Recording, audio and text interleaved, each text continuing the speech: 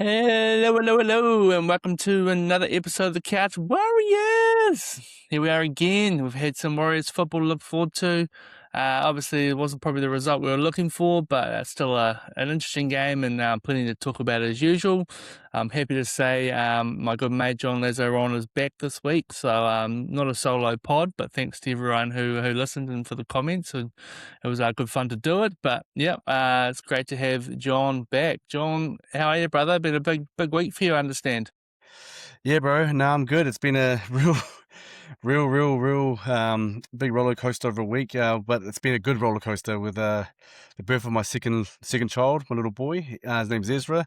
Beautiful little boy. I don't know if you could hear him in the background. I don't know, but nah. I mean, do I look sleep deprived or anything? Do I look sleep deprived right now? Nah, you look alright, bro. You've got one already, so probably just pretty same as usual, isn't it? You kind of just it's always pretty brutal in those early weeks though. I remember that with my two. So good on you for jumping on. It's a Yeah. shame that Ezra couldn't sit back and watch a Warriors victory. Did you watch the game with him on the weekend? I did little parts of it because he's actually quite a good sleeper though. Because as soon as he has a feed or he just goes to sleep, which is a good thing. But no, it's just he has to feed quite frequently. But just salute to all the mums out there and the dads out there, I guess, that have kids. It's a tough job, but if you're raising some good kids, you're doing your job right. So yeah, nah, all good. Salute to all the mums and dads out there. 100%. And yeah, Mm. congrats to you and Sajina from all the Catch Warriors whānau. It's always Thank you. exciting to have another member in the whānau, so Yep. it's awesome news. Yeah. But yeah, I mean, obviously, apart from that, you've got to much other league on the weekend. To be honest, bro, like yeah, it was really interesting. It was really hard because watching the Warriors game, I had to keep pausing it. I don't like doing that. Have you ever watched a game where you're just watching it and you have to pause it because you have to deal with the matter? In my Yeah, matter, in my instance, was my 2-year-old just playing up and stuff, and just like you have to keep pausing it. I just don't like it. I feel like you just can't get into the game properly. yeah. So I tried to rewatch some of it and stuff. It's just not the same. It's just not the same as watching it live. But no, I watched the Warriors game. It was look, pretty disappointing in my eyes, to be honest, and I'm pretty sure they will be disappointed. I thought our defense was really good. I thought we had resilient defense because I thought the Sharks were, the more dominant team, but they weren't able to, get through our defenses as easy as even though they had a lot of position. But no, I just thought our defense was really good, but we weren't able to. We're really. I'm trying to think of the word. We're really flat on attack. Yeah. Yeah. Yeah, I agree with that. I've been just coming back to what you were saying before about watching the game and pausing all that. I was watching it delayed. It's a similar sort of feeling where you're kind of like, I didn't want to look at my phone, and I could feel a few earlier on because we were at my in-laws watching for a birthday dinner. Yeah, so it was sort of just stressful. So I had to wait till about 9:30 when we got home, and then my boy was like, he's 4. He was like, I want to stay and watch it. So I was like, okay, if you want. So we were sitting there about half time. He's like, okay, righto, bedtime for him, and yeah, luckily, my wife, took on for the team and when did that. But you agree with you, read the game. It was an intense game. It was sort of, I don't know. After the game, I was sort of feeling like, like it was a bit of a rubbish game. But I think like it actually was like just a massively big defensive effort from us. They must have been really gassed because the Sharks were probably dominated us a little bit around the park, particularly in that first half. Their middles were just smashing their way up, and we had a lot of pressure on our goal line. But yeah, I mean, to only let them one try against a team which we know what they can do on attack. We saw it back in, I think it was round five when we played them, and they put 30, 40 points on us. But yeah, there was just that flatness in attack, and it Yeah. it showed in the final plays of the game.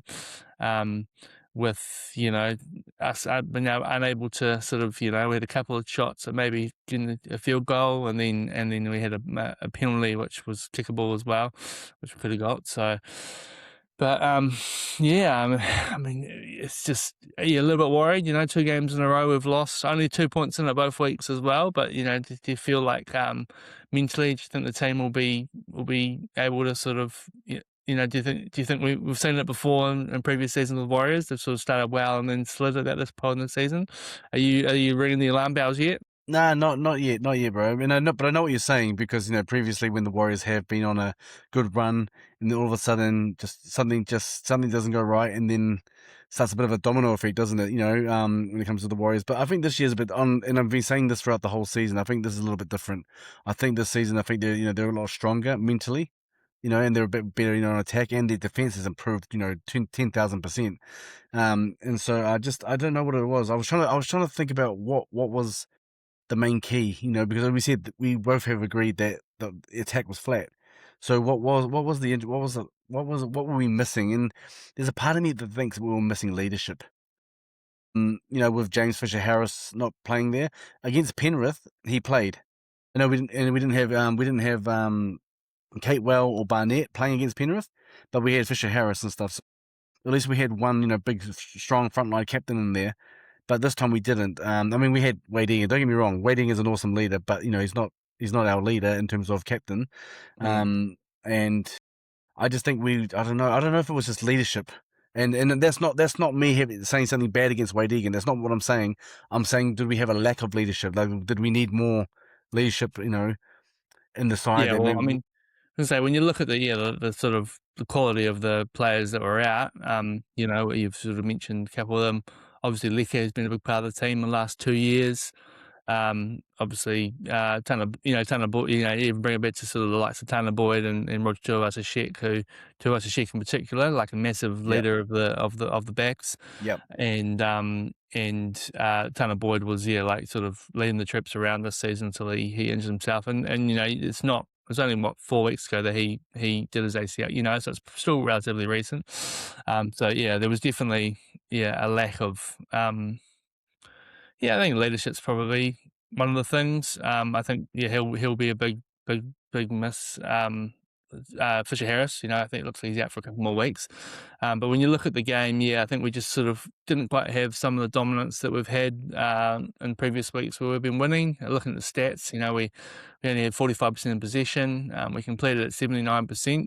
I hate to sound like a broken record, but the completion rate is so important. Like I've talked about it a lot. And we've consistently been completing at about 87, 89%. And that's in those games that we win. So just when you're giving away a couple of extra sets a game, few early errors, and just letting the Sharks back in the game, sort of were lost out on the run meters, the post contact meters. They had 5 forced dropouts, so we were just, we did, we'll probably talk about one of them in particular soon. But even then, I don't think our kicking options probably weren't, we keep going short and it just wasn't quite working. And luckily we weren't letting tries in. And, maybe it was because we just weren't giving them that space for that back line to really throw the ball out there. Maybe there was something there. But they did seem to be putting a lot of unnecessary pressure on themselves with those forced dropouts. We had 35 missed tackles, 14 errors. We only had one ruck infringement, 1-6 again, which I was quite surprised about. So it's good from a discipline point of view. With stats like that, nothing was really sort of going in our way, and I think to come out of it with 2-point loss against a good Sharks team, and it was a couple of moments of brilliance, really, wasn't it? Like between that Will Kennedy charge down, I saw a few people say, "Oh, he knocked it off." No, he didn't. It was just a really great piece of desperate work. One of your bandwagoners saying that, mate. Yeah, probably, yeah. And then obviously that Trindle field goal, which he absolutely just nailed. A couple minutes out from the final buzzer. So, gosh, that Braden Trindle's not a bad player, is he? It seems like when there's no Nico Hines there, he plays even better. Yeah, I was just about to say, mate, he's an amazing player. Like, this is not just one game he's shown what he can do. He's shown it across many games. And you're right, Nico Hines is like the star of the Cronulla Sharks team. But I actually think Trindle's better than him. I actually think he's actually better than Nico Hines. I don't know if that sounds harsh to a lot of people, or maybe they think, oh, that's not correct. Well, no, I think he is correct. I think he's way better than Nico Hines, to be honest, and he's shown it. He's proved it, time and time again.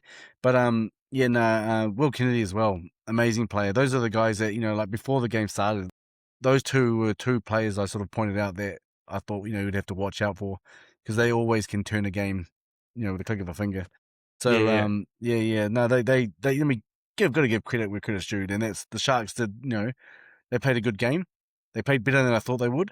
I thought that we would win, more quite, when I say quite easily, I thought, 1-12, but, it wasn't going to be like a issue. Again, going back to our defense, I think our defense is amazing, and I think that's the one big, big highlight, from the season is our defense, and because we can defend, it gives us more confidence to, attack because we're not behind the eight ball, or if we are behind on the scoreboard, it's not by much, and I just think that we left. I mean, that try that they scored, this first try that the Sharks scored was pretty soft. So that was pretty soft from our end. But after that we were pretty good and really good in defense and but attack, it was just flat. And like Tamale Martin and Harris Tavita have been doing a great job of late. But just because of that one game where against the Sharks, people are already sort of, calling for, I've seen it across social media. People are already calling for Metcalf to be Mm. put back in, but I don't think it was Tamale Martin's fault that the team played the way they did. I think he scored a great try as well. One thing that I was gonna say, just on there, I think the problem is that like when a team's only scoring 8 points, you're always gonna sort of look at your the halves, halves, like yeah, And true. I agree, I agree. Like he did score a great try, and he didn't kick badly, but there was probably just a few moments where it would have been nice if we could kick it an extra, when we were sort of under a bit of pressure, just an extra sort of 10, 15 meters on a kick would have been nice, I thought. Well, that's actually the issue, bro. And I was just going to say it as well. Is that And this is with Harris David as well. I mean, not putting down Harris David. I think he's had a great season and he's done really well. Deserves all the accolades he's been getting this season. But his kicking game and Tamale Martin's long range kicking game it's not there. You know what I mean? I don't think they both have long range kicking games, and that's where Tanner Boyd was really good, and Luke Metcalf has got a long range kicking game as well. Okay, does Yeah, but he? longer than those guys. Yeah, probably not Yeah, via we're hate, talking but about yeah, kicking here. We're I talking about think kicking so. here. Yeah. Yeah, no, I know, Yeah. yeah. Talking about kicking here, but no, like, but yeah, no, like, I think he's still got a bit. Oh, well, let's just. I mean, I don't know if you agree with me here, bro, but I think he's got a better kicking game than both of them. Uh, and he's been playing New South Wales Cup, and I can't help but feel, and this is not because I think oh, we've lost. Replace the halves. That's not what I'm saying. But I can't just help feel that gut feeling, or gut feeling where he'll be probably drafted back to the side as very soon. Yeah, I mean, I said it last week. I think it was either Yeah. on the week before or last week. It was by myself. Yeah, I said we'll see him again this year. I think, Yeah. and I mean, I think there's no doubt about the fact that he's a quality player, but it's just that sort of whether he mentally was in the right place to be able to come back. Uh, I suppose we saw, that we maybe lack a little bit of clutchness as well.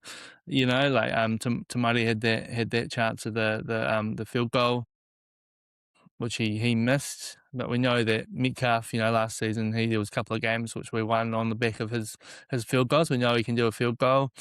Chanel can't really, Chanel's not in Yeah. that. It's he's not there to do Yeah. that. But But one of them has to, you need to have yeah. at least one half or Yeah. or a fullback, like you've got teams like, the Dolphins or the Storm, they've probably got 2 or 3 guys that could, kick a field goal. Even, with Hines playing, you could have Hines, Trindle. I imagine Kennedy could probably kick one as well, he seems like that sort of player. So you Yeah. just need to have, like one or two players that can kick a field or have kick a field goal. I don't even know if any of them have in their careers, Yeah. apart from Metcalf. But correct me if I'm wrong here, bro. Because as I said before, like for me it was a pause play because as I'm first week into being a dad for the second time, with my second child. I don't know if I just worded that wrong here, but We'll forgive you. yeah, thanks. But from I just recall that the pass from Lee Wade Egan to Tamara Martin was a shocker. I think like I said, correct. That's what I'm saying. Correct me if I'm wrong because I haven't gone back to look at the replay. But I'm so sure that when they went to go for that field goal, Wade Egan picked it up and he lobbed it over, and it was a loop. It was a loop pass. It wasn't like a bullet pass, where which you expect for. I think it was like didn't come out of the hands right because it was quite slippery. I remember Wade Egan in his post match interview was saying that the conditions were like it was quite wet out there. The dew on the ball, and when I saw the pass, it wasn't like a bullet direct pass to his chest. It was basically like he had to wait for it to come to him, so it gave time for the players to to get there. And so, I I mean, can't remember. No, I yeah, didn't. You could be right, and I'd yeah, probably if I'll watch it again and see if that is right. yeah, But me too, yeah, I think I was more like it was quite early in the set, and there was still a lot of time on the clock, and it was quite early in the set when they did it. And I thought I was a bit surprised about that. I yeah. thought maybe they But do you could think have. they were just trying to catch them off guard? Because you know how Oh yeah, I mean yeah, that's that's kind obviously, of what we'd aim right? for. But the way they were playing, they would have been more likely to score a try. Obviously they'd had that beautiful play Yeah, where Tamari had take the kick and gone yeah, onto down the left side and they'd passed the ball, and it was only Sione Katoa sort of hand for that final pass to yeah, which where chance would have been at. yeah, He was probably in if Pompey's pass had got to him. So, maybe they would have just if they just grinded, I suppose. But there's a game when you've only scored one try and there's only been 2 tries in the whole game. That was probably going to be decided on a kick, wasn't it? But it was just yeah. I mean, I have to rewatch that field goal, but it's just we need it. You do need if we're going to go deep in the comp, you need to have someone to get a field goal. yeah. You I look at agree. the finals series last year. There was a number of games which were decided by field goals or team, and every other team in the top 8's probably got a couple of guys that can do it. So it's a real issue, and that could be the thing that brings Metcalf in, lurking around again this week in the New South on Wales the Cup. bench. Yep. One of the 19 jersey, whatever it is. So I'm not discounting the fact that he could be a late in. I know I see he has been named for New South Wales Cup as well. But I did want to ask about what you thought about young Makai Tafua, John. Like he came off the bench, obviously a debutant, the first debutant for the Waz for a few weeks really this year. Yeah. And he came on with about 20 minutes to go, and with a game on the on the line, and I felt like he looked like he was built for it. You impressed with what you saw? Yeah, yeah, no, I was. I think he was very hungry. As soon as he got out there, he was hungry for the ball, and showed what he could do. And he looked right at home. Mm. I thought he looked right at home, and yeah, no, I think he could be really proud with that performance. And I think that from Wade Egan, what he was saying in his post match interview was saying the same thing. Like, yeah, no, he looks right. He looks right at home here. And when the opportunity comes, he'll be there. I mean, unfortunately for him, he's down the pecking order. You know what I mean? When you've got Sam Healy, who's back this week. I thought he was gonna be out for longer, but he's back this week, and also Wade Egan. So yeah, I think he was supposed to be back about around 17 now. Yeah, so yeah, but he's he's been named. So yeah. yeah, his thumb's healed, miraculously, which is awesome. But yeah, no, that's the thing. He looked right at home. He's got the skills and stuff, and the only unfortunate thing for him is that he's down the pecking order. So Yeah. this is where the Warriors have issues now, because then they're producing all these really good young players, and it's whether the young players have a decision to make whether to stay on at the Warriors, the club that developed them, and if they stay loyal to the club that developed them, or put your hand up and go to another club, because another club will put you have more of a chance of playing first grade more regularly. So, yeah. So I mean, I'm not saying that's going to happen for him. I'm just saying that because obviously he loves the Warriors, etc. But he's just down the pecking order. So it'll be hard to see more of him unless Wade Egan or Sam Healy gets injured. Because I mean, he was only there because Sam Healy got injured, correct? So yeah. So, but what I'm saying is, I love what I saw of him, and I'd love to see more of him. But when are we going to see this? Like in terms of first grade? Who knows, man? I hope we see some more because I love what I Yeah, saw. I think it was a totally. second hit up. He ran it from dummy. It shows not afraid. Put a couple of really big hits on. Seemed to be delivering some really crisp ball as well. So Yeah, definitely one to look out for. yeah. Hopefully we're able to hold on to him, but that will. Yeah, I mean he's still young, but yeah, as you say, it'll depend on what he wants to do. Yeah, but that's the point I'm trying to make, bro. Because the thing is that now that he's had a taste of first grade, he knows he can play with these boys. So will that play on his mind later on in the future? I'm not saying now because he only had one game, so no, don't get too ahead of ourselves. Don't be too eager. I'm just saying, eventually he knows that he can play in this grade at this level. So will he one day think, if I'm still going to be behind Egan and Healy, who are still got, I think they're both contracted to 2027. Will he wait? Will he wait for for a shot, or will he, PNG Chiefs where you can get $1 million? Yeah, well, I don't know if that much, but yeah, we'll have yeah, to. Yeah, I don't know if he'll be getting $1 million, yeah, but yeah. No, exactly, he'd, exactly, he'd exactly. he'll be doing all right. Yeah. Mm. Also off the bench on the weekend was the return of Chance. Came onto the wing for AKP. It looks like it was just a cork, but he's not playing this week, so maybe it was a pretty decent. Well, Corks take about 3 or 4 weeks, don't they? Depending. Well, yeah, but I think the indication I got was that he might be a bit sore, but he could probably still play with it. But Yeah, obviously, he's not playing, and Chance is back on the wing yeah. this week. Like, did you think that could be a future option if we do lose one of our wingers to how we fit Chance in? It's been the question with the way Tuapiki's playing. To be honest, You think he did all right? yeah, yeah. Well, look, put it this way. To be honest with you, as soon as Loffy was, announced that he was, he's got a cork, he won't be around, he's injured. Before the team was named, I was thinking that Webster would put Tuapiki on wing and Chance back to fullback. That's what I was thinking that was going to happen. Really? Not because I think that that's the way it should go, but I don't know if Chance has got the pace of a winger. He's don't get me wrong, he's a great player and everything, and hits the ball up all the time. But a winger, you need pace, and that's what that's where Loffy's been doing really well, and Dallin as well. Dallin, he's getting a bit of tired legs towards the end of his big long runs, but he still has a bit of speed there. Does Chance have that speed? I don't know. So I just thought because of that factor, I thought that maybe Chance would have gone to fullback and Tuapiki on the wing just for that factor. Mm. But I'm glad that Webster stuck with Tuapiki at fullback, and I guess we'll have to wait and see.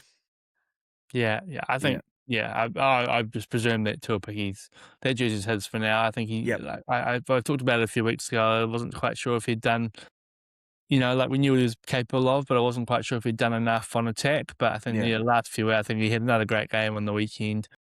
He's been one of our best consistently the last 3 or 4 weeks. And just starting to offer a lot more on attack and really what he's capable of. So, yeah, I think he'll be our number one going on, providing he stays fit. But it's nice to have a backup with Chance, and then just to be able to utilize his utility is always good as well. So, it was good to see Elimi Toiava have actually a pretty good game as well. He's had a pretty bad run with injuries and head knocks and stuff this season, but Yeah. cool to see him come off the bench. Dimitri had a great game off the bench as well. So, looking around the park, no one really had a bad game as such. I think no one probably stood out massively, but I thought, consistently, I wouldn't say that anyone's putting their hands up to be dropped or anything from that game. So there was things to sort of positives and from it, but obviously the big talking point has been the shot clock drama with the dropout shot clock. For those who haven't heard about it, didn't see it, you've probably been living under a rock. Basically, the shot clock wasn't coming up on the screen, and Harris DeVita asked referee Jared Sutton, how many seconds have I got, ref? And he said 5 seconds. Harris DeVita kicked it probably 2 or 3 seconds later, and then the shot clock went off, and we got Sharks got a penalty right in front, which they kicked, which they won by 2 points. So everyone's saying they've cost us the game. My original thing was just kick the ball, bro. It was sort of it's pretty rookie era it seems that everyone's just trying to figure out whose fault it is, whether it was NRR's, whether it was the stadium, because they had their heads up on them, whether they should have had their heads up. No, we're not quite sure. It looked like the kick. I'm pretty sure the kick went out anyway, so would have been like a tap for the Sharks on the 10-metre line, which they may have scored from anyway. Andrew Webster was not impressed at all. Called it very unprofessional, and he had embarrassing. Yeah, a good blow up about it in the press conference.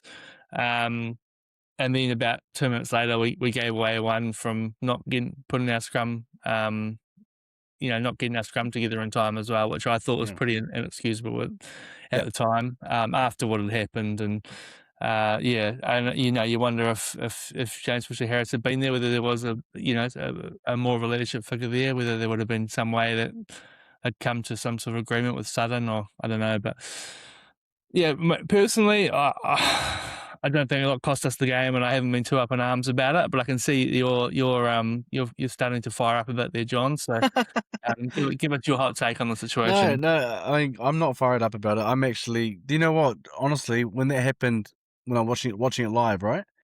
When it happened, the first thing that came to my mind was, why isn't the shot clock on the screen? What the heck is the Warriors team doing here? Not the players. I'm talking about the game day management team. Yeah. And the reason why I say that is because I know that having worked in in rugby before with a team, it's not my duty to put that on, but I know that it's part of the team's game day duty to have all those things sorted. Mm. And if they haven't got that on there, you're sort of kicking your team in the ass a bit by doing that, because you're stuffing them up. So that was my first thought, thinking like it's the club's fault for not having that on the screen. That was my first thought, just because I've had to deal. Back in rugby, you don't really have a shot clock in terms of you didn't have a shot clock like the NRL does. No, there's different rules, obviously, but it was just saying that it was our duty to put things on the screen when they needed to be. If you get what I mean. And that was my first take on it. And then, however, at the same time, Christopher did ask, how long have I got? It's not on the screen, and he said 5 seconds. Takes it within that 5 seconds, and then but gets told nah, and then Sutton is just like, oh nah, it's not my problem. So I think it's not my problem. But then Sutton, if it's not his problem, he should shut his mouth then, and not open his mouth in the first place. Because he's the one that said, "Oh no, you've not blowing the whistle." He's saying, yeah. So like, just saying like, don't, like, he's asked him, and he said, "Oh, you got 5 seconds." So the player thinks he's got 5 seconds, and then him saying after, "Oh nah, it's not my problem." But you're the one that said it. So that's where I have an issue. Is where Sutton opened his mouth. The issue. I'm not saying that that excuses the Warriors from not getting it done in time. I'm just saying that he did ask. Sutton did give him an answer, so he was trying to kick it within the answer that Sutton gave him. So for me, it's a bit funny, because yes, we should have had the shot clock on the screen. That's not the ref's fault. That's not the ref's fault. It's not the Sharks' fault. It's not the Warriors players' fault either, because they're looking for it. However, so that's what I meant by this sort of stuffed up. They know. I don't. Whoever had to hit the shot clock on the screen has stuffed the team up in that way. Yeah. There should have been some common sense, which I agree with. Like, if he said 5 seconds and then the thing's gone off and he's realised, I said, like, he should have been like quick enough to mentally be like, well, we'll just let that one slip, because I feel like sometimes that happens anyway. Like the clock goes off in the scrums, and then and then there's no penalty, or like for a kick, and they might kick it a second after, and then there's no penalty given, and I feel like that happens quite a bit. So it was just sort of, but I mean, well, how many times? And like, I mean, we didn't lose the game because of it. That's for sure. Yeah. I mean, I agree with you, bro. But how many times has not just for any team, have they packed down a scrum and someone just bobs their head up and the ref goes, no, stop, put your head back in, and then you hear the buzzer go off, but the referee just plays on because there was an interference in what was going in the scrum. So they just play on. So what is different to that compared to the shot clock on the dropout? What's the difference? If the referee is there saying, if the referee's calling it there, why? It often happens that yeah, these things will happen, and both the referee Yep. might let it slide a second or two, which should have been done there. Wasn't. If we hadn't lost by 2 points, I Yeah. don't know whether it would have been such a big deal. I think the sort of irony of the points to the penalty being the same amount of points that the game was won by, has got a lot of people saying, it's cost us the game. Yeah, I don't think it cost us the game. And I do think the fact that happened 2 minutes later with that scrum I was pretty livid about that.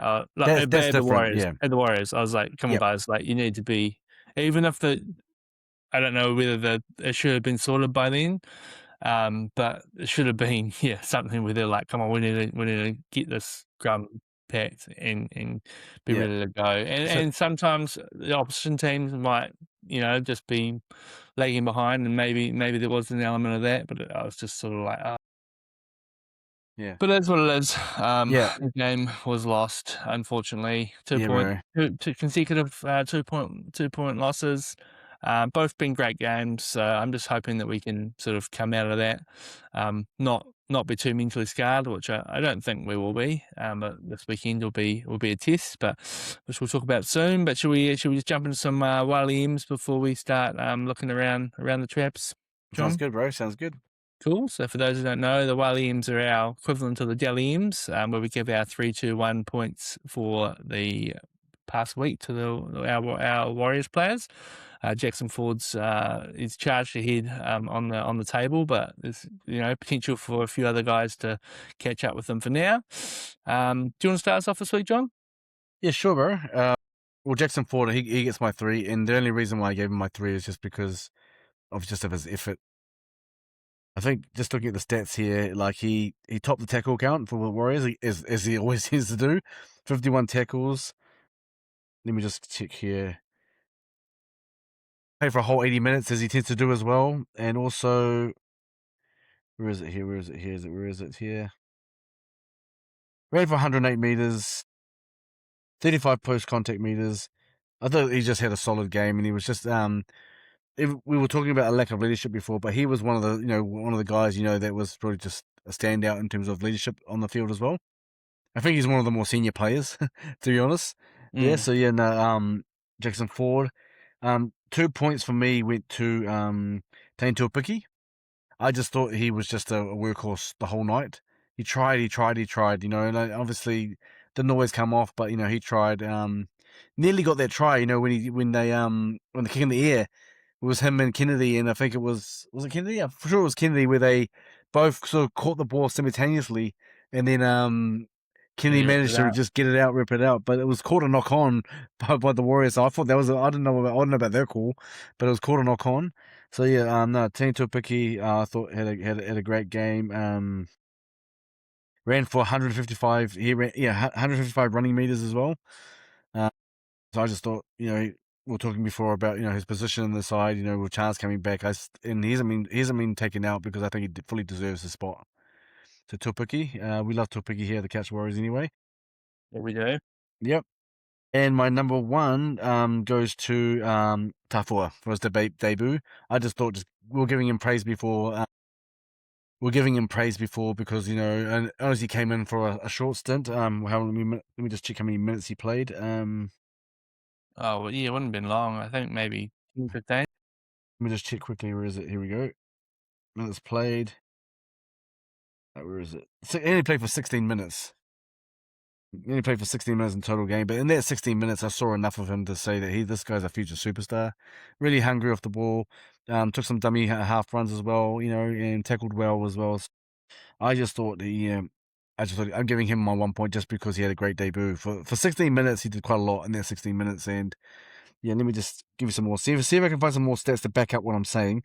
I mean, I agree. Yeah, his presence was known. As I said before, he did that little dart. I think it was second touch of the ball. He's doing a little Yeah, dart from dummy half, which is a real sign of confidence in the young players. yeah.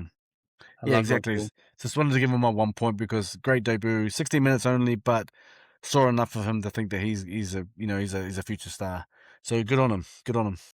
Nice, bro. Nice, Yep. bro. I went with Tane with my three actually. Yeah, just for everything you were saying. I thought he just was everywhere on both sides of the ball. Was just throwing his body on the line.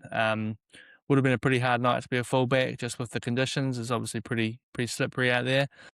But he was really good. Did have a couple of handling errors, but I think on the whole was just really good under the high ball. Yeah. Yeah, I think he did 155 run meters. He was looking good for it. I had Tanner Stow's Smith for my 2 points. Obviously, his first start of the year. Sort of comes in and out of the team when he's needed, but always just does his job. Never gonna, make a fuss about whether he's playing New South Wales Cup or playing first grade. He's just Yeah. happy to be there.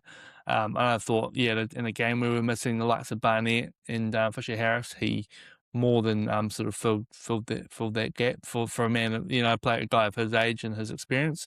16 runs, 137 meters, 50 minutes played, 50 post contact, 29 tackles. So really good stat line from 50 minutes of footy from Yeah. him. Good St. Bede's boy, so I'd love to see it. He's a tough nut, isn't he? He's really a tough nut, isn't he? Like, Yeah, and it's I like what I I see think from him.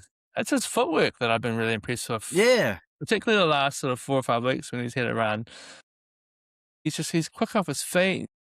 He just moves around the park really well. So I Yeah. really hope that we're able to hold on to him. I think with the Barnett going, it's just going to open up, like a guaranteed spot for him.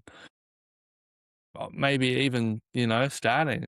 Yeah. Yeah, you probably have next year you probably have Ford and Fisher Harris starting, and then Tanner off the bench, Tanner and Dimitri. It's a great little middle rotation with Aaron Clark there. Yeah, bro. So Hard. very very exciting times for some of these young boys. Yeah, I totally agree with you, bro. Like, we've spoken about Tanner Smith before and how impressed we have been with him in previous games. But like every game I keep seeing him play, he's doing great. Like you said, the footwork, the toughness, and he seems to be. It seems the opposition are finding it hard to get him, to bring him down. I'm finding that he stands tall in the tackle, keeps going, and I think Tanner Smith. I mean, the fact that he's such a young bloke as well is just even better. For someone that the Warriors should want to keep long term. And I just think that he's great. I'm really really loving Tanner Smith and what he's doing this season, and he's just showing more and more that we have got such good depth at the Warriors. And I wouldn't be surprised if for example, if Tanner Smith was at another club, he would be he'll probably be starting. I'm not saying all every team, but he'll be up there, and the only reason why he's not starting here is just because he's got the likes of Fisher Harris and Barnett.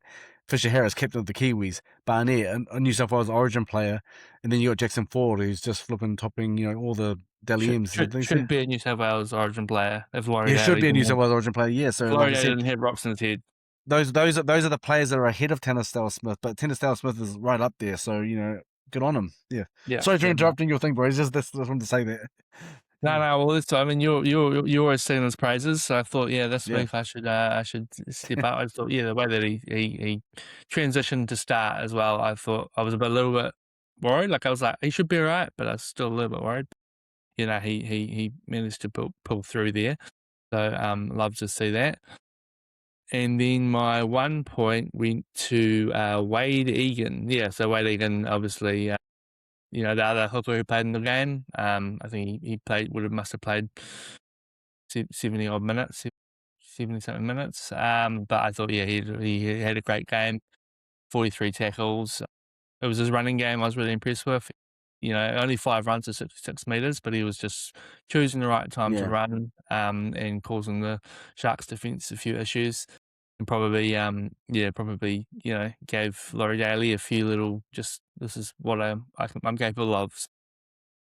And was obviously stepping up into captain as well. So and he did that well with the likes of both the co-captains away and a couple of other very experienced guys. I think he held his own well. So Eden got my 1 point. So that's my 3-2-1. Obviously Jacko Ford probably just keeping on his little run there, but maybe Tane could be the man to chase him down. We'll see what happens there towards the end of the season. You Um, you mentioned Loz. You mentioned Laurie Daly. For some reason, I can't help but feel he's losing the plot. There's a lot of rumors, circulating at the moment around the media. Yeah, I don't know if you heard, like, the players are really getting, like, a bit funny about his training sessions and stuff. I don't know if you read about that and stuff. I don't know, his It's just selections and it's just stuff. the It's Queen just just the Queensland media, isn't it? yeah, I don't know, bro, but it just feels like he's losing the plot. I mean, his selections have been odd. His selections have been bizarre. Yeah, I don't know. No, the Yeah, Kawatu is wild. I talked about it last week. I don't quite know what's happening there, but yeah. we'll see what happens. Yeah, we're recording on Tuesday, so tomorrow night is game day, State of Origin. I'm a New South Wales fan, but I'm a little bit concerned. We are You 1 should 0 up. be. We can't You should complain. be. Should be John, concerned. John, as you can hear, is a Queensland fan. You confident of your boys tomorrow, are you, John? Very. I mean, look, be honest. New South Wales wouldn't have won that first game if there wasn't a send off. No, they had all the momentum, bro, at that point in the game. So um, Nathan Cleary would have still done No, what he did. whatever. All right. Let's move on. Nathan Cleary went full 2003 grand final mode. It was great to see. All right, okay. Love to see it. Now it'll be like in Melbourne, expecting about 90,000 by the sound of things. So it should be very, very interesting. Yep. Yeah, I mean, I think I was surprised to see that the odds New South Wales are slight favourites in the odds. I just feel like Queensland generally get up on these games. And yeah, and just there's a few little selection questions I've got about the New South Wales team. Yeah, so Queensland kind of they're just sweeping themselves under the rug and let the sort of media just chip away at New South Wales at the moment. I think Billy Slater will be loving it. And I expect Queensland will probably come out pretty hard like they did in that first game because I mean they were looking in that first half. What was that, 20-0, 20 something like that? Yep. They looked very good. So Yep. I mean, as much as I'm a New South Wales fan, I do think Queensland will win this one and take it to the decider, which we all want to see anyway, don't we? Yeah, we do. We do. Yep. We do. Nice to leave that there. Obviously, a bit of news out of the Warriors camp today or maybe yesterday. I think it's today. Yeah. Today, yeah, Fisher Harris out of the team until round 19. Obviously, it was sort of like a bit of a shock, a bit of no one had heard about the injury when he wasn't named last week. But yeah, we're gonna have to play without him for another 4 or 5 weeks. Yeah. I mean, you think that's going to have a big effect on the side in this current, with it being sort of mid-origin period as well. You're a little bit worried about the lack of leadership. We did sort of touch on it on the last game there, but yeah, Yeah. how do you feel about that? Well, it depends if Barnett and Kate will back up because it's a Wednesday game. The game for the Warriors this week is on a Sunday. You got a few days to recover there. Depends how they get through Origin. I think if they can get through Origin and they can play, I think that their leadership's there. But if they weren't playing, if they're not playing, and Fisher Harris is not there, I think we sort of just lack a little bit of leadership. I know you've got the experienced campaigners like Wade Egan there, but like you said, guys like on another day, Roger Tuivasa-Sheck would have been there, and all those guys. Who was a former captain, he was a former captain. So you've got guys that we've lost a lot of leadership on the ground, playing on the ground. So I don't know if that was a factor, but for some reason I can't help but feel that was a big factor. Mm. Yeah, I'm not trying to say that we played awesomely because we didn't. I didn't think we defended well.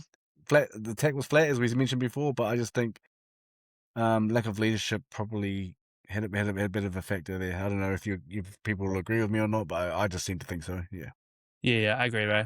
I think, I mean, it helps. And I mean, I've talked about Fisher Harris this year. I think last year we definitely didn't see the best of him, but I feel like his yeah, form this year has been awesome. And it's not just like, I mean, it's leading from the front, but yeah, it's just having his presence on the field. I think it just, the likes of, we talked about Tennis Star Smith, Jackson Ford, Dimitri Ramalga, like the fact that we haven't actually, we've hardly seen Barnett this year, and you wouldn't even know, would you? Like between his injuries and State of Origin, how many games would Barnett played this year? Like 4 or 5, maybe. maybe yeah, And so it just seems to be that he's been the one that's really, even though they're co-captains, he's been the one the whole co-captain thing doesn't sit that well with me at the moment. I think just with knowing that Barnett's going, and we know. I mean, you said you talked to him the other week when he in that Wellington game, and there's no knock on Barnett. The fact that he's obviously happy to be, like still wants to be there and still wants to do some awesome stuff for the club. But yeah, I feel like you could probably get rid of the co-captain stuff. It just seems a bit pointless with him leaving next year.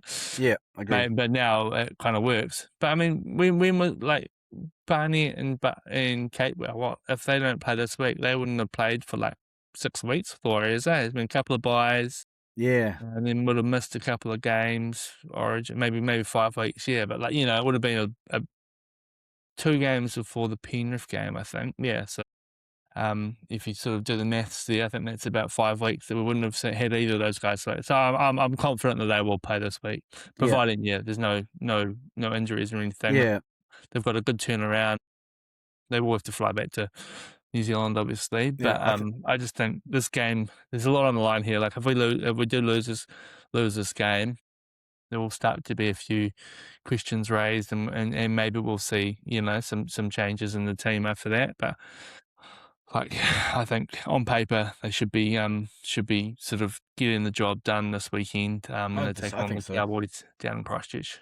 Yeah, I think so, bro. I think so, and I agree with you. I think, you know, against Penrith they were left out purposely, Mm, even though Capewell and Barnett had actually expressed, they'd actually said, "I want to play." mm, Webster said, "Nah, nah, nah. You're having a break."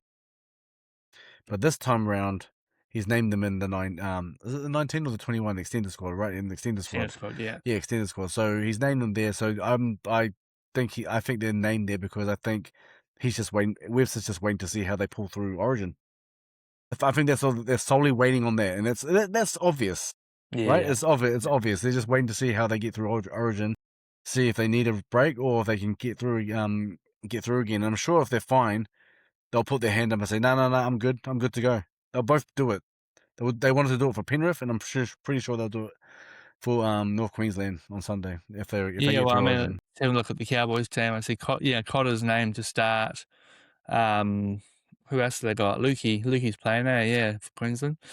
And that's probably it. But yeah, like those two are both named to start, not even on the extended bench. So there's no excuse for the Warriors players to not be playing, I think, this week, especially considering they have had buys and yeah, didn't play that Penrith game. I'd be pretty disappointed if I didn't play. Really, I mean, a big game when we're already missing some key players, we'll need that leadership there. So, well, Question yeah, is for me.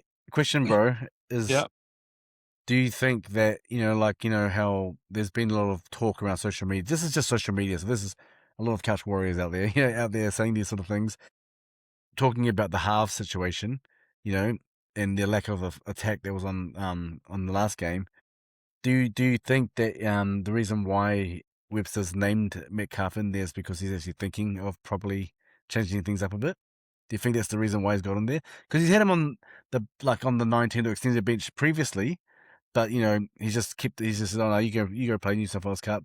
But this time around, I can't help but feel that this we might see him. I don't know why, and I'm not saying that it's because Tamati Martin or Harris David deserve to be taken out. That's not what I'm saying whatsoever. I just can't help but feel if it's not this game, it's going to be very soon. I mean, yeah, anything's possible. We know how Webby loves his little switcheroos there. And yeah, I think the last 2 games we have we've missed that killer edge, haven't we? You think back Mm, to the Penrith game, and we had our chances there. And then yeah, that Sharks game, we very much had a couple of chances there. Shame that Pompey couldn't get the penalty. Like it was a hard kick, and especially you don't see many.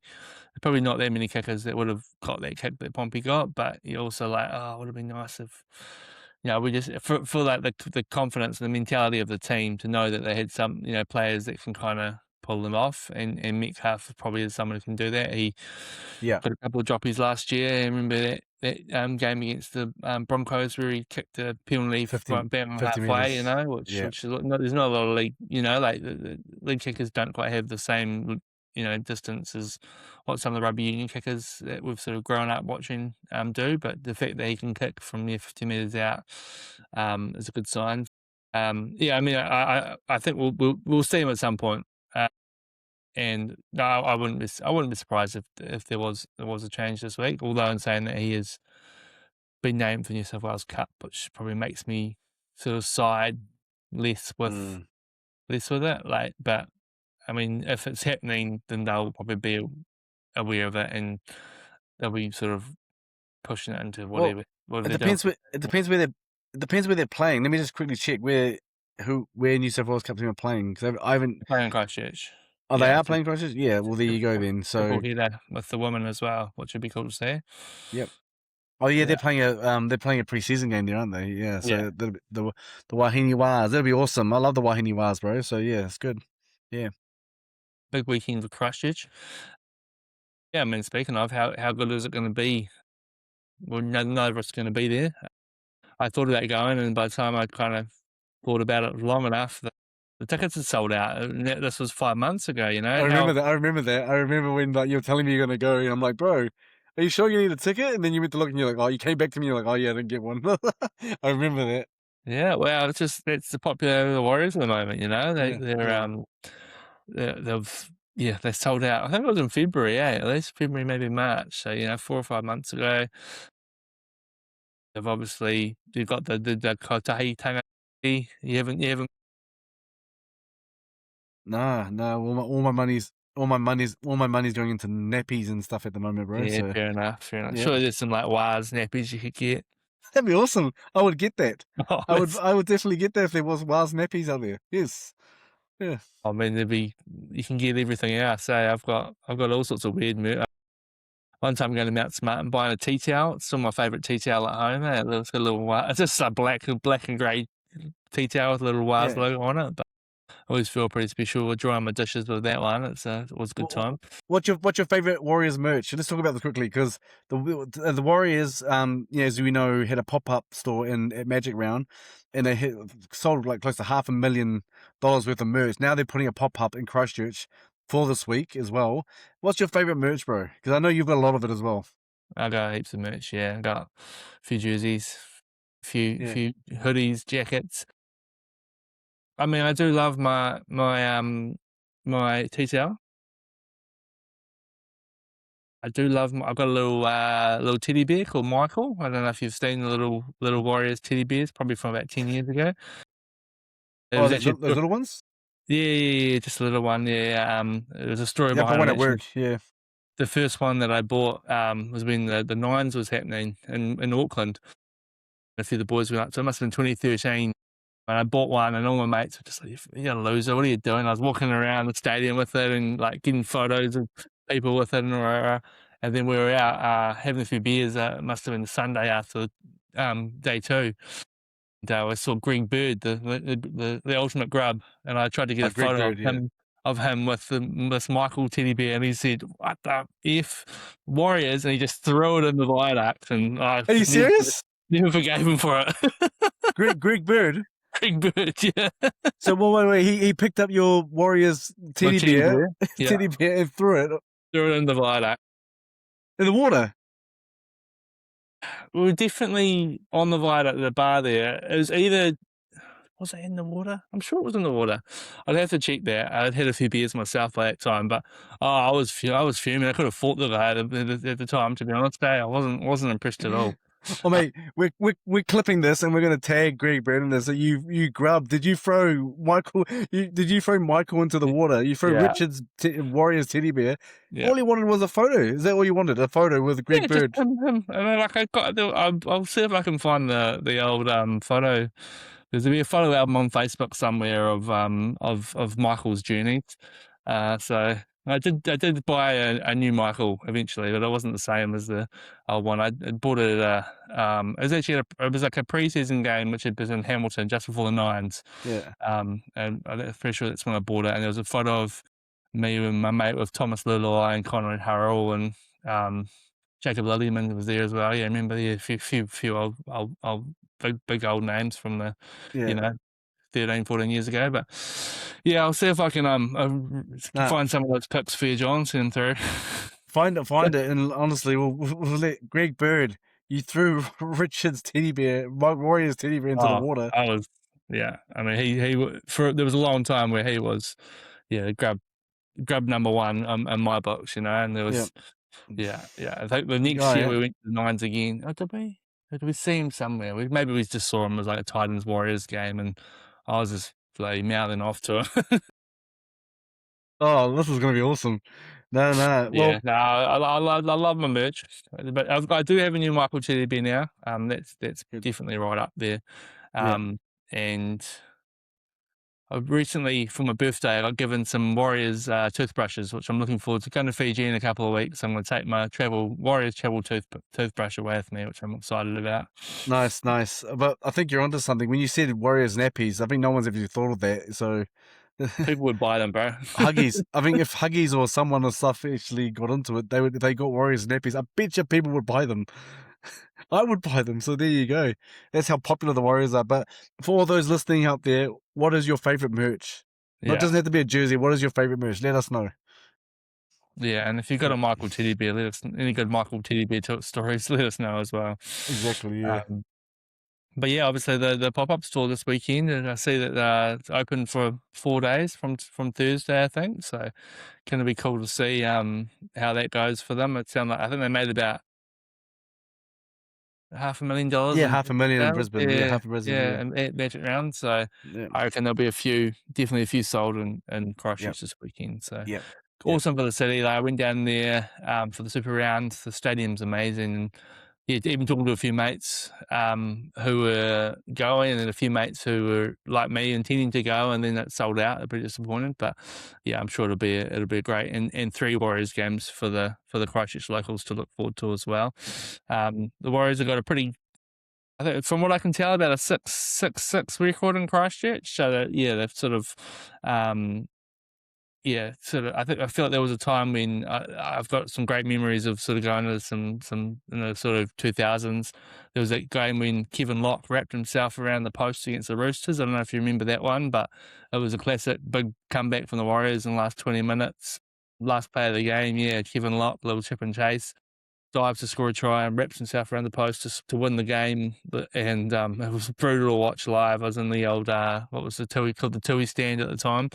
Yeah, had a few beers. Definitely went to a few sad West Tigers games. I remember where we got a few points put on us. But yeah, just awesome for Christchurch that they've got the new stadium, and I'm looking forward to seeing how it all plays out Yeah. there. It's a beautiful stadium, bro. It's a beautiful stadium. I've seen it. You know, like got an exclusive tour before it even opened, and it's a beautiful stadium, and I'm jealous of it. I wish we had one in Wellington here, to be honest. So Yeah, yeah, yeah, for sure. yeah. Yeah, so we've got a team. We might as well have a quick look through the team. Do you have it in front of you? You want me to go through it? Yeah. I think I've got it in front of me. One second. Oh, I love that teddy bear story, mate. I love that teddy. I can't wait to see if Greg Berg would actually, if he would Oh, respond to I this. didn't want to hear from him, mate. If he even remembers how long. How long? Do you remember how long ago this was? I was in the Nines. I think it was 2013. Yep. Yeah. 2013. All right. Okay, here Right. we go. Warriors team list. Okay, so fullback Tuapiki, the wingers DWZ and also Chance, as we mentioned before. Because Clockstad on the wing, Leatoa and Apompi make up the centres. Harris Tavita, Tamale Martin pairing in the halves. The forwards, we've got Tanastawa Smith and Jackson Ford in the front row. Wade Egan starting at hooker. Jacob Laban in the second row with Marata Niokure. And at lock, we have Aaron Clark. On the interchange, we have Sam Healy at 14. Eddie Edimea Toyava at 15. Valmanga at 16. And possible debut for Kalis Fadialofa, who comes in at 17. I hope that goes well for him, that he gets a chance. You know, he's a great player, and I hope he gets a chance. But I think it really will come down to whether Mitch Barnett and Kurt Cape will play, Mm. sort of thing. Yeah. So is that on the on the extended bench? We got Rocco Berry at 18, so that's awesome. He's coming back into the frame already. He's had 2 good games since he came back. Luke Metcalf at 20, and also Ikea Tafoa at 21, Mitch Barnett 22, and Kurt Capewell 23. Just quickly go through the Cowboys list. Back Scott Drinkwater, 2 Braden Burns, 3 Zach Laybut, Tom Chester as well. Tuolangi at 5 on the other wing. Jackson Purdue on number 6. Jake Clifford at halfback. I keep how you pronounce this guy's name. Thomas Michaela. Do you know how you pronounce his name? McKaylee. Kaylee. Yeah, I always get that wrong, so I just want to make sure I get that right. Another grub, Reed Mahoney. Even though he's pretty toned it down this year, he's pretty toned it down this season a bit. He's been playing pretty well. Old Reed, Jason Tamalolo at playing in the front row with Lukey in the second row. Jeremiah Nanai on the second row as well. Ruben Cotter at lock. In the interchange, Sonny Luke, 15 Griffin Neem, 16 Matt Lodge, 17 Cohen Hess, 18 Liam Sutton, number 19 Sam McIntyre, and 20 John Bateman, 21 Jackson Polo, and Ethan King at 22. That's the teams. No, it's plenty of talking points. I think it's a pretty good Cowboys team. You look at their back five in particular, man. There's some pace and some strength there, eh? Like, so if we just need to make sure we shut them down. I see it's Nickel Klogstad's first game starting on the win since 2017. I was quite surprised to see that stat. I was like, wow, that's nearly crazy, 10 years. Nearly 10 years. Yeah. Far out. Yeah. I mean, he filled the role all right on the weekend. I think he's obviously gone there a few times when he's needed to for injury cover. I wonder whether if the likes of, I think Mellors is injured, but if he wasn't injured at the moment, I wonder whether he would have got a debut.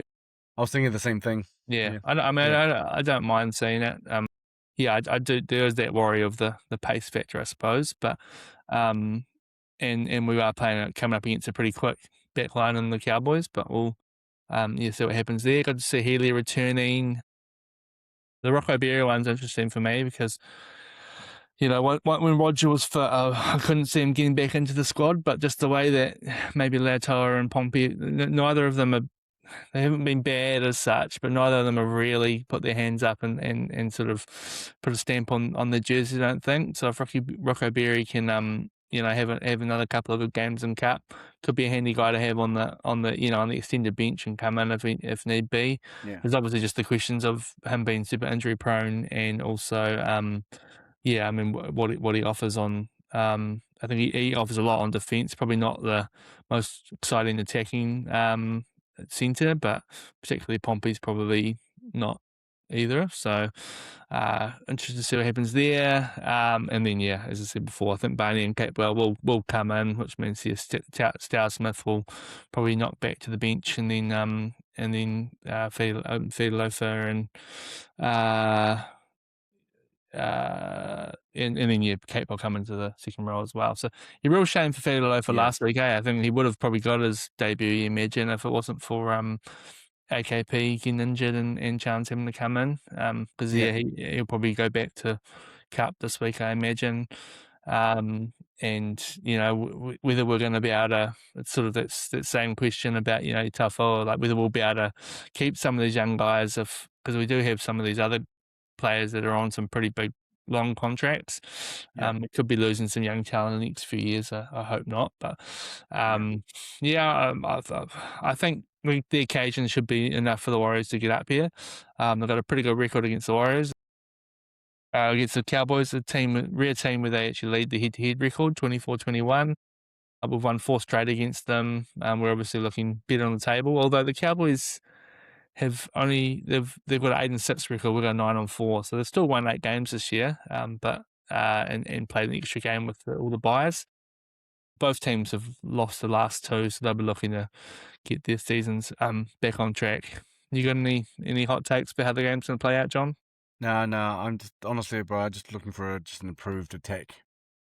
I think we're sorted defensively. I just want an improved attack. I think we played for a whole 80 minutes.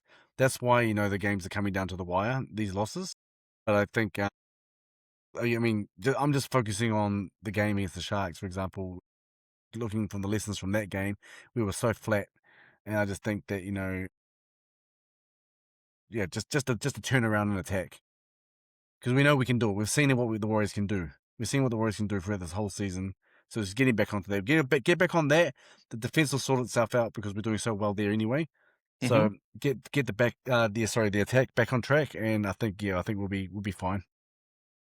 100%, 100%. Anyway, we've taken up enough of everyone's time tonight, I reckon. But Yep, it's been a good episode. Enjoyed the chats.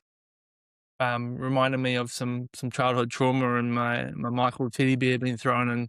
I'm going to say I was thrown into the viaduct because it makes the story a bit better. It was around the vicinity of the viaduct. We were in Denny Doolan's, so you've been there before, right on the corner there. Yeah.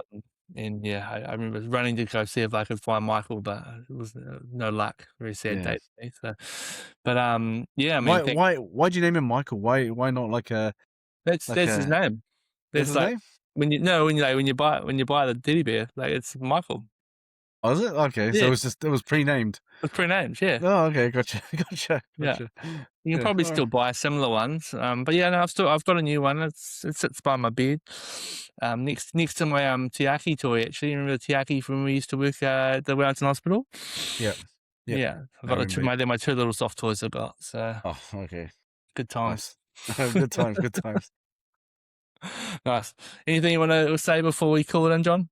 No. Just thanks for everyone. If I'm looking sleep deprived or just a little bit flat myself, if I'm a little bit flat myself this week, now what the reason is. I'm a happy father, and tired, but happy father and good times. And I'm always gonna try and get onto this because the Warriors is a big thing for my life and obviously for Richard's life. So we're just really happy to keep tuning out these episodes. I'm enjoying this. I actually enjoyed this one, mate. Especially that teddy bear one made my night. That teddy bear story made my night. Yeah. I'm glad to hear it. We'll find it, snip it out for the followers, and see if we can track Reboot down and get them on next week, and I can have it out with them. Yeah, go for it. I love it. I love to see it. Lovely. Yeah. Thanks for listening and watching, everyone. As always, give us a like, subscribe wherever you're watching. Come find us on social media. We're on all the channels. The channels are popping off at the moment, so we're loving it. Up the Wars this weekend. Good win down in Christchurch. If you go in the game, enjoy. Yep. Enjoy. That's it. Ciao. We've got the faith.